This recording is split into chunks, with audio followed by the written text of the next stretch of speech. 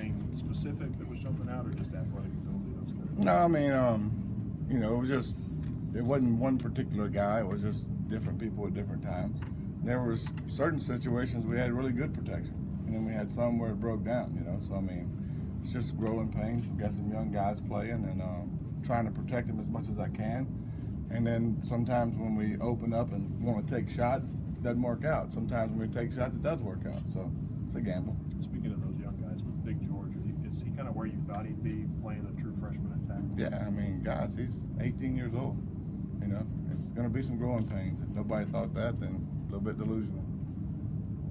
On the other side, kind of going back for a few years now, probably to when they were still in the Big 12 and you saw them at West Virginia.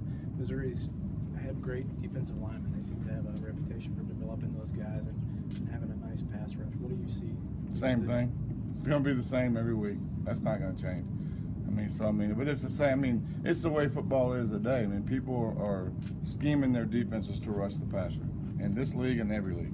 And so, I mean, you just got to be aware of who their best players are and protect as much as you can. Try to be as balanced as you can be to take some pressure off the pass rush and take shots.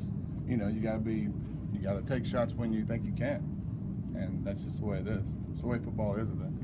They've got a freshman that's sort of slid into the starting lineup now, a big kid that seems pretty disruptive. What do you see? Yeah, really good player.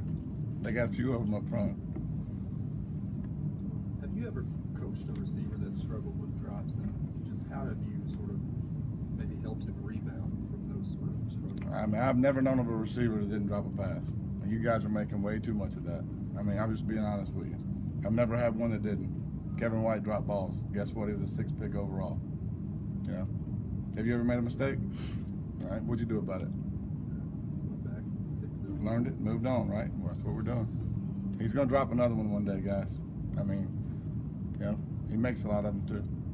It's sort of unfortunate for him that it happened, the timing of them, that they're both right at the beginning and, and they're followed by a pay. That seems like that's obviously you'd like for him to catch accentuated why those were, yeah, obviously you'd like to catch touchdown passes. Especially, I mean, when you're going against a defense, it's a good defense. You know, they were at full strength, and I will give them credit. They played well, and they got a really good defense moving forward. But we had our opportunities. You know, we knew going into that game that it was going to be a struggle. Like good defenses, I mean, we had to.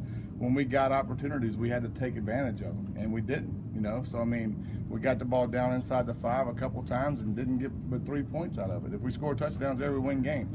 And we had stuff that could have scored in those situations, and we didn't make a play. And so, you know, we just got to learn from it and move on. The biggest learning lesson is understanding that when you play defenses like that and you have opportunities and you don't make plays, you're probably going to get beat.